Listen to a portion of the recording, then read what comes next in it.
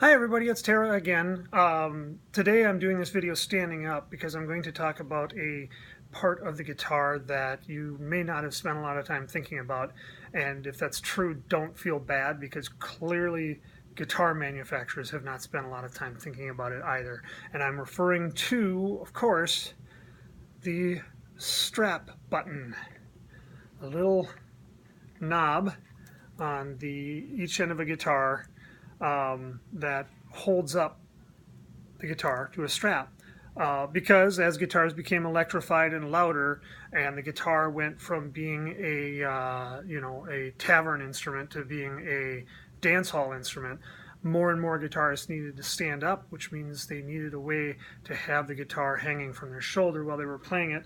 And so the strap button came along and became more commonplace. If you look at like classical guitars or a lot of folk guitars from back in the day, they didn't really have strap buttons. As like mariachi bands or country players would want to stand up with them, they'd have all kinds of contraptions for like gripping the. Well, here I have one example over here. I've got a little parlor guitar. Cute, right? It's tiny, and the strap on this one can't really attach here because the guitar is a little bit small and it would hang funny if it did. So instead of a strap button on the top, I have to use a little loop of string on the end of my strap and just hook it onto the headstock, just like that. And it works pretty effectively.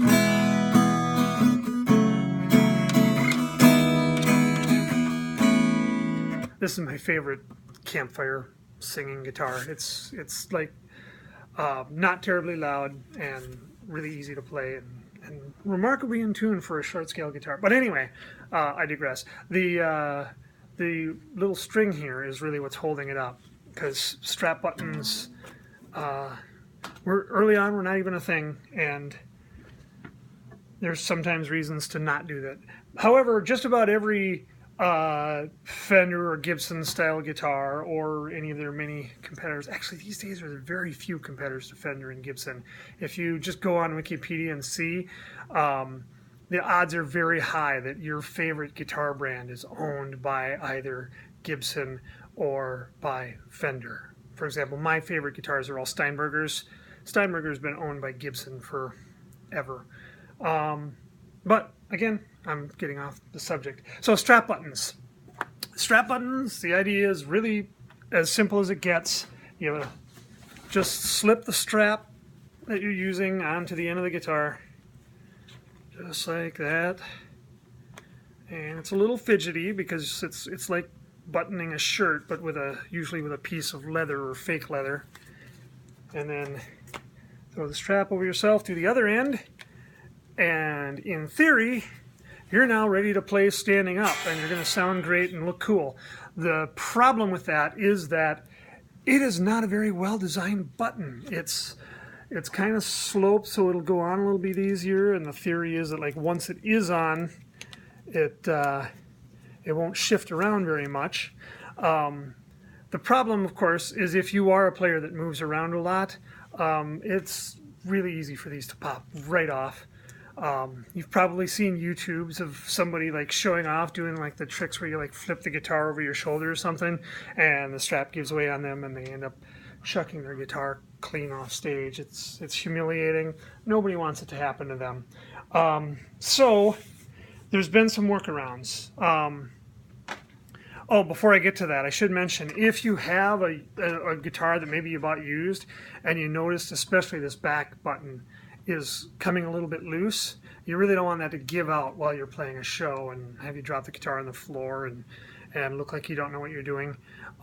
So the way to fix a loose strap button is actually relatively simple. You take a Phillips head screwdriver, because they're all screwed in with Phillips head, and you remove the strap button, and then you take a toothpick and you dip it into an open bottle of like yellow carpenter's glue. Any kind of wood glue is ideal, but if all you have is white glue, that's probably going to do the trick, but carpenter's glue is best. Dip it in the glue and then put the toothpick into the hole that the strap button was drilled into, and then break the toothpick off. And you might have to take like a pair of wire snippers and cut it so that it's completely flush to the body. Then right away, before the glue even dries, screw your strap button back in, nice and snug.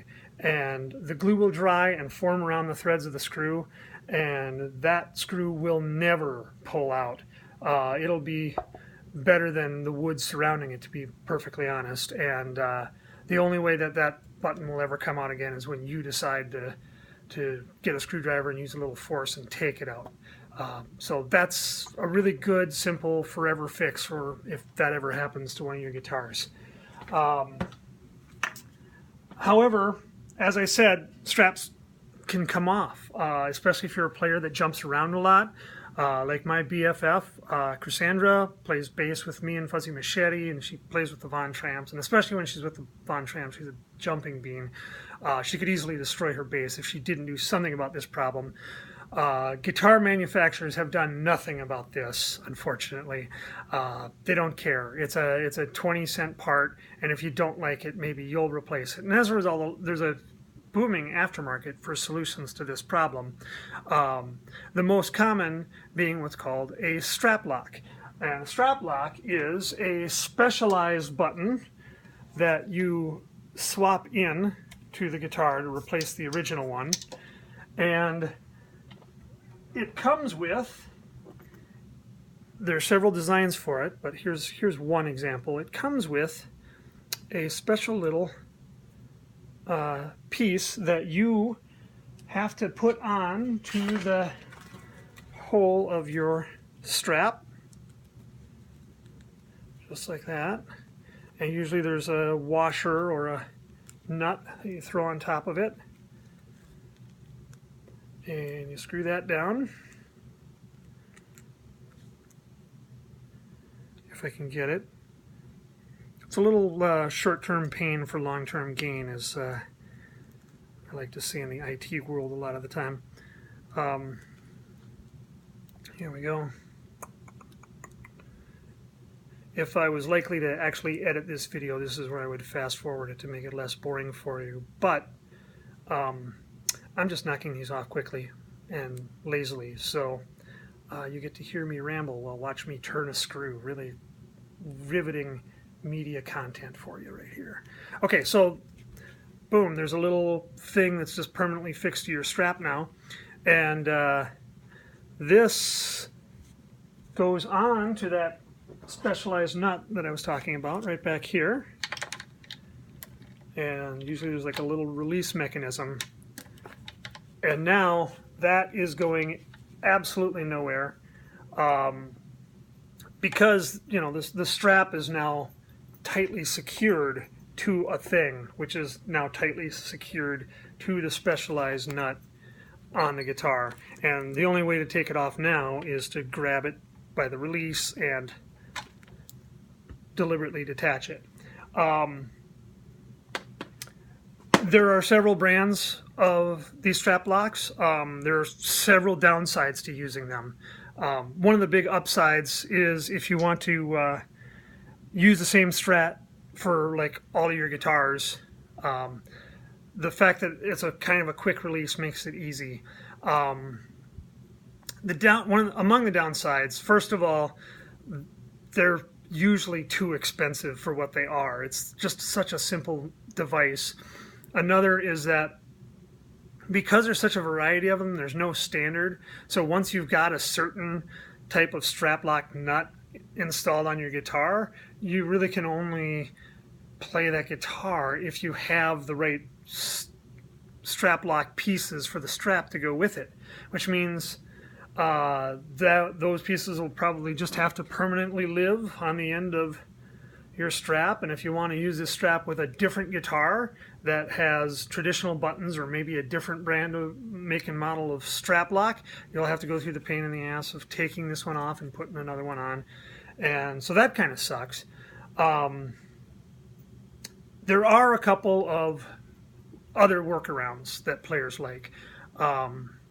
One that I saw one time, this one bass player, actually just used nails to permanently nail his strap to his bass, and well, that certainly wouldn't go anywhere. But now, I hope you got a case that the instrument fits in with the strap still on it, because you're never taking that strap off.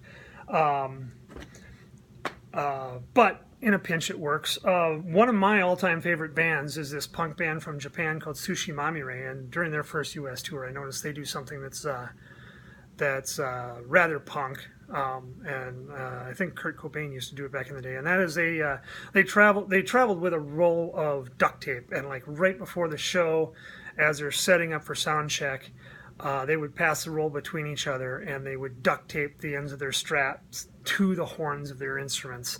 And that works well if you don't mind ruining the nice finish on your instrument. I don't know. A ruined finish is kind of a look now. People pay extra to buy a Fender that's already ruined. So maybe that's not such a terrible idea. However, the best budget solution, if you really don't want to buy a strap lock, is the beer method. And that is, you go to the liquor store and buy yourself a couple of bottles of a German or Belgian beer that uses a ceramic reusable top, or resealable top. A lot of the good Trappist ales do it. Anything over in the microbrew section, especially the ones that come in like an earthenware bottle, and the really pretentious ones, they'll have one of these. So buy at least two bottles of that beer. Step 2 is drink and enjoy the beer while you're thinking about all the cool songs you're going to play on your guitar. And then when you're done, right here on the ceramic top is a little red rubber washer. Pull that off, and once you have that, with your ordinary crappy strap buttons, put any ordinary crappy strap on there, and then take your fancy new beer top washer and put it on top of the strap so it's all the way onto the button. This is never, ever, ever coming off during a show. And when you want to go, pull this off, throw it in your guitar case. You can use it again, or better still, before your next gig, buy 2 more beers and you're set. Having said that, I do like to use strap locks. Once I found a make and model that I like, I just put it on all my guitars, especially because then I can share a strap again among my mini guitars. So if I bring like 2 to a gig and I break a string, and I've got my wireless and maybe my in-ear monitor receiver attached to my strap, I don't want to like get rid of the strap with the guitar. I want to keep that on me. So I want the quick release of strap locks, so I can put one guitar down, pick the other one up in a matter of seconds. And the one that I use more often than not is these guys right here. It looks like this. And on eBay, if you buy them from eBay, which is what I recommend because they're cheapest there, they're usually not even $10 after shipping. But this, from most eBay vendors, it's called a Marvel strap lock, spelled just like Marvel Comics, and it's pretty secure. The only downside to it is that right before you're about to do a gig, it's a good idea to tighten the screw that holds it on to the strap, because they can work themselves loose over time, and if you forget, it kind of defeats the purpose of having a strap lock. But I love these, and I use them on all of my guitars, and it's simple as can be. Oh, the other advantage, of course, is that the button, well, it is a specialized button for this strap lock.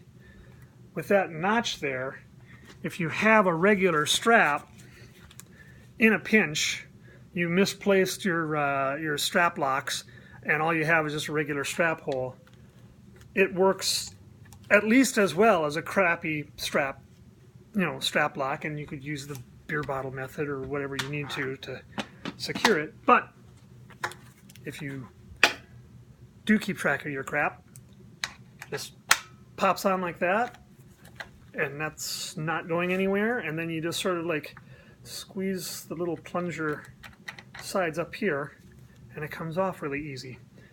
So that's all there is to that. And so since I like the Marvel strap lock the best, and I think most people who try it will as well, that's what I ordered for the guitar I'm building. And of course I promised gold hardware, and look at this, somebody on eBay has the Marvel strap lock in gold.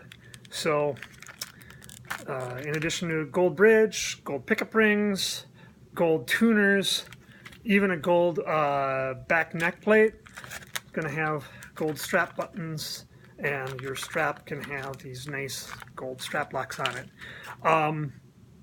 We're going to be drawing for the guitar at the show this Sunday, November 11th. We're at the 7th Street entry. It's a fairly early start for the show, and my band for the fundraiser goes on first. So if you can get there, we'd love to see you. I'll add a link in the comments to you Facebookers. Yeah, during our set, we will draw the winner to see who the guitar is. So if you want to participate, you don't have to be at the show, but you have to donate before the show comes up. So we're looking at I need to make sure I have time to see it. So I'm gonna say I'm gonna have to cut it off at like 2 o'clock in the afternoon on Sunday. Give at least $20 to Sherock through my page and make sure that your name is in there, and you will be entered into the drawing. And for every $20 that you put in, your name gets put in again. So those of you high rollers, if you put in $100, that means you're entered into the drawing 5 times. So more you give, more likely you are to win.